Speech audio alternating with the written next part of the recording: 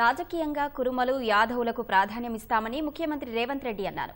హైదరాబాద్ కోకాపేటలో నిర్మించిన కురుమ ఆత్మగౌరవ భవనాన్ని ప్రారంభించారు. కాంగ్రెస్ ప్రభుత్వం ఇస్తున్న గ్యారంటీలు పేదలకే అందుతున్నాయని తెలిపారు. దేశానికి ఆదర్శంగా కులగణన చేపట్టామన్నారు. రాష్ట్ర పునర్నిర్మాణంలో కురుమలు భాగస్వామ్యులు కావాలనేది ప్రభుత్వ కోరిక అని రేవంత్ రెడ్డి వ్యాఖ్యానించారు.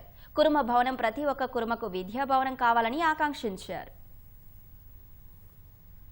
మృదు స్వభావులు, సున్నిత మనస్కులు, ఎవరిని మనం ఎందుకు ఇబ్బంది పెట్టాలి, మన కష్టాన్ని మనం నమ్ముకోవాలి, మన చెమటని నమ్ముకొని అవసరమైతే ఒక గంట ఎక్కువ పని చేయాలి తప్ప ఎవరికి కష్టం నష్టం కలిగివద్దని ఒక మంచి స్వభావం కలిగిన సోదరులు కురుమ సోదరులు.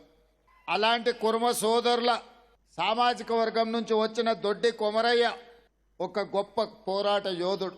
ఆనాడు నిజాంలకు రజాకర్లకు వ్యతిరేకంగా జరిగిన రైతాంగ పోరాటంలో పీడిత తాడిత జనాలకు విముక్తి కలిగించడానికి ఆనాడు ముందు బాగాన నిలబడి సాయుధ రైతాంగ పోరాటాన్ని నడిపింది దొడ్డి కొమరయ్య గారని మనం ఈ సందర్భంగా గుర్తు చేసుకోవాలి.